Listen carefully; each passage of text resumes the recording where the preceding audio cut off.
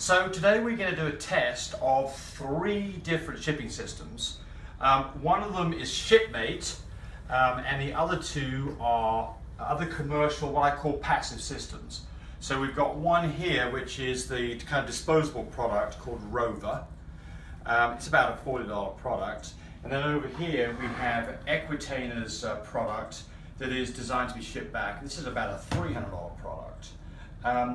So what are you looking for? Well, in a shipping system you want really 3 things to happen. You want to cool the semen down slowly to the target temperature of about 5 degrees centigrade.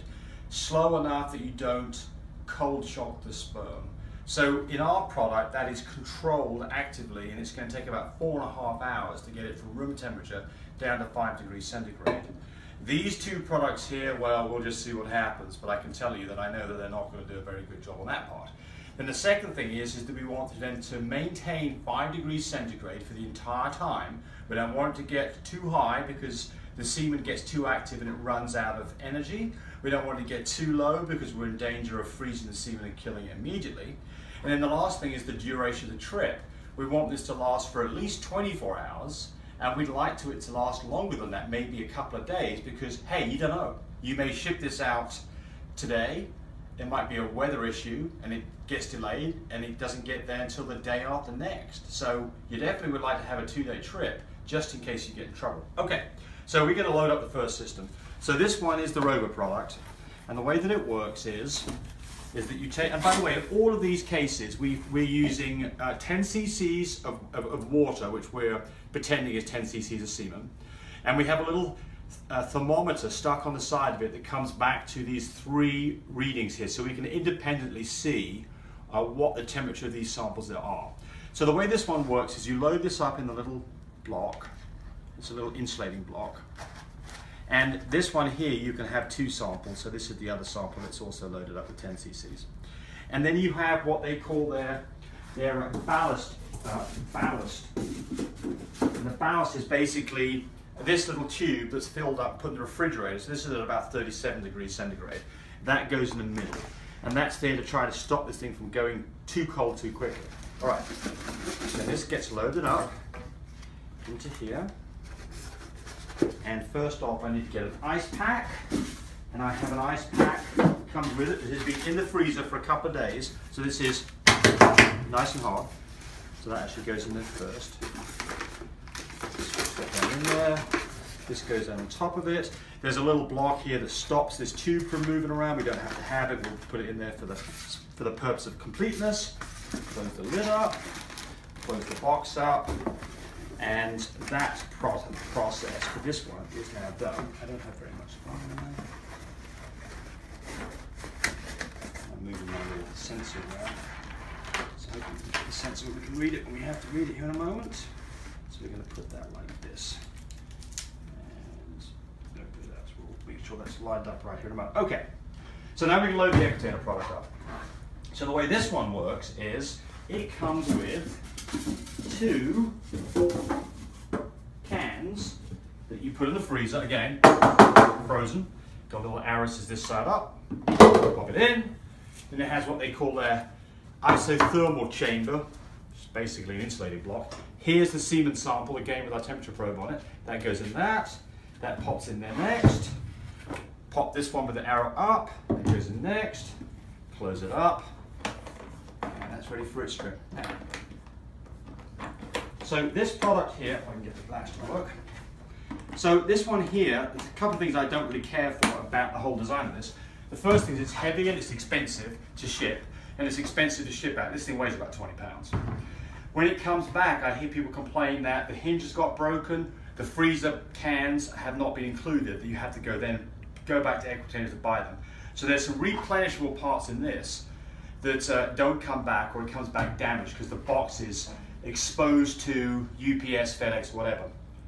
$300 product. Okay, so then now we're going to get to Shipmate, our product. So here's Shipmate. We've got 10 cc's in a whirl pack. It's very simple to do. You simply load a battery up in it, and this little Velcro strap needs to be put over so the battery doesn't pop out. Put that in there. Then normally, of course, it wouldn't have this temperature sensor. We just got that so we can independently read it. Now our product also tells you what the temperature is, because that's what this LED is doing. The LED is red because it's warm, and the number of flashes between flashes, which in this case would be about 24, would be the current temperature of this sample, about 24 degrees centigrade. And it will log the whole temperature, the whole trip, so that we can, every minute it takes a reading, so we'll know exactly what happened on this trip, besides what we're actually going to record with a time-lapse camera. All right, so then what we have is, we have a $10 reusable box. This is, we don't manufacture the box, you can buy as many of these as you want. It'll last about 10 trips.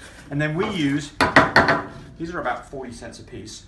You can choose as many ice packs as you think you need, depending on the length of the trip. So we've loaded this up with 5. So we're going to put this guy down inside, and you can see it inside there. We put this one ice pack on top because we know we're going to try for at least a 2-day trip. Put this on top, close this up, push down in there, close the lid up, and I'm going to put a piece of tape over this so that it stays closed. Otherwise it wants to spring open. All right, so there we have our 3 boxes loaded up. And off we go with our trip. So what we're looking here for is what's happening to these guys in terms of their temperatures. So we can see they're all about the same temperature. Well, that's not surprising because they were all at room temperature before we started this process. And so now what we're going to do is we're going to put this on a time lapse where it takes a picture every minute, and we'll see how long it takes for, what we're looking for is how quickly does it cool down, how cold does it get, and how long does it stay there. And I think I have a prediction here to say that this product here, the Rover, will not get anywhere near cold enough, it won't last very long, and it will cool down too quickly, and it won't last but maybe 4 or 5 hours. I think the Equitainer product will cool down way too quickly, it'll maintain its temperature fairly well, but it won't last as long as this one, the middle one, our product, that will take 4.5 hours, because that's what it's supposed to do, to get down to 5 degrees centigrade. It will then hold that temperature of 5 degrees centigrade for at least 48 hours, and I'm hoping longer. So, there we go.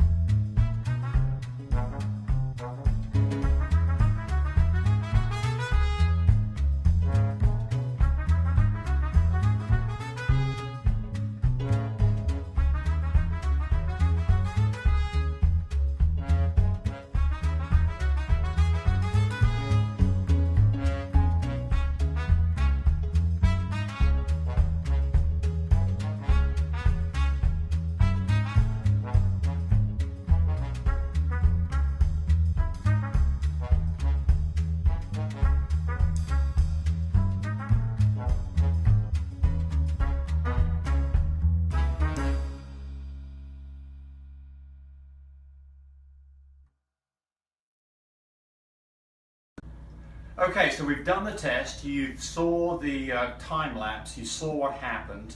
That test lasted for almost 3 days. We stopped the test when the last box, which incidentally was the shipmate product, was to the point where it was about finished.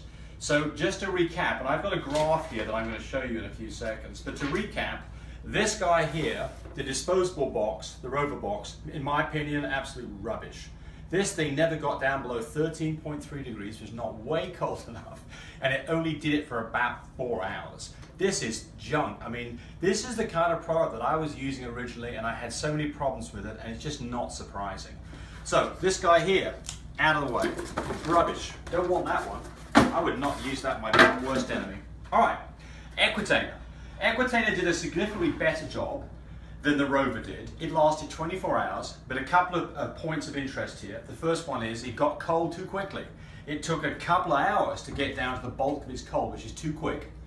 And it lasted for 24 hours before it was spent. And if you do a trip, and I routinely have this problem, when I ship something out, I expect it to be there the next day, there's been a weather issue, I'm going to Canada, I'm going to Hawaii, I've gone through customs, whatever, it's been delayed and it's been 2 days to get there.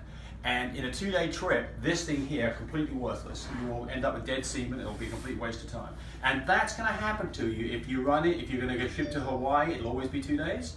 And if you're shipping by the post office, you can expect it to be 2 days. And if there's any kind of weather situation, which you've got no control over, you can expect it to be 2 days. So, out with the Equitainer. And it's expensive, and it's bulky, and it comes back damaged. Right. Well, my baby. Shipmate, what an awesome job it did. So, we can now show you a graph of exactly what happened. So, on this graph, the yellow line, there's 2 lines here in the green. They're hard to see because one of them is the target temperature, and the thicker line, darker green line, is the actual temperature, and they are absolutely superimposed on each other. So this cooled down till it got to 18 degrees fairly quickly, which it's allowed to do. Then it cooled down very slowly to 5 degrees. It took 4.5 hours to do that, and it kept it right bang on 5 degrees. I mean, I'm talking within 0.1 of a degree. The entire time, it finally ran out of ice. So the battery is the black line, the battery's still good, the heater's been turned on, the ice is starting to wear out, and this is the point where the ice is done. So this was not because this product couldn't kept it going, it's because we ran out of ice. If we had more ice, we could have extended this graph out. But we got 2 days and about 5 hours of 5 degrees. It's still viable all the way up to about 10 degrees. So we actually got about 2.5 days out of this that this would have been viable for. So extremely proud of what that did. Not at all happy with what the competition did, especially the rover product. And now I'm going to show you how the customer can physically play this back. So I'm going to show you what we can do at the customer end. Not only can we generate this graph with a USB port and print it out, but the customer, when he receives the product, can actually see what's going on. This LED will be flashing the current temperature. It'll be green, and it'll be flashing 5 times, which would be 5 degrees centigrade. Right now, of course, it's at room temperature. It's flashing red, and it's flashing about 24 times. This cable, by the way, was just here so we could verify the test. This has nothing to do with the product. This is just so that we could independently verify the temperature for that time lapse that you saw. Okay, so to play this back, 3 swipes gets it done. 1, 2, 3. And you'll see that it very quickly goes from red. On this graph, it's taken about 4 seconds or 4 hours to go green. So every second of this display represents 1 hour of the actual trip. So this is now going to stay green, 5 degrees centigrade, because it absolutely perfectly holds the correct temperature for the next 24 hours. So the next 24 seconds, this thing should stay green. After about 24 seconds, which is coming up in about another 10, we will see this LED start to change color to a yellow, then into the oranges, and finally into the reds. And that's the end of the trip. So we're still waiting for that to happen. It'll happen fairly quickly because this is only about 8 hours worth of information. Well, actually it's about, yeah. So when I said 24 seconds, I was wrong. This is 2 days. This is 48 seconds, about 50 seconds to get to this point. About 50 seconds because we've got about 20 hours here and another 24 hours here. So about 50 seconds. And here's the changing. It's starting to warm up. It's getting into the yellow, so we're up in here somewhere, and it's starting to get more yellow. We're starting to get up in here, and now it's getting orange. We're getting up in here, and now we're seeing some reds in it, and we're getting up into here, and very quickly this whole test will be over. And we've still got a little bit of cooling, but not much, and we're getting close now to the temperature of about 20 degrees, and there it is, done. So very easy to Not only does the thing work beautifully, not only does it let you do a trip for 2.5 days, and not only does it let you have up to 16 ounces of semen. You could put multiple semen samples in here, and I've done that many times. And not only does it do that, but is extremely easy to use. All we have to do to set this thing up is replace the battery with a fresh battery, get some new ice packs out of the fridge, get ready for the next trip. You can clear out the data with 5 swipes. I don't have it turned on right now, but 1, 2, 3, 4, 5 swipes. It starts flashing, put your finger over the hole, remove it, clears the data out. Such an easy product to use, but the important thing is it works. And it comes with a guarantee. We promise you that it works. You know how you get by these products these days and they just don't work quite the way that you think they should? This guy works. We'll put our money where our mouth is. If you don't like it, send it back, we'll give you money back. This thing works, and this is the difference for me from a service that was causing me all kinds of problems to a $250,000 a year stud service off 12 French bulldogs. Thanks, everybody.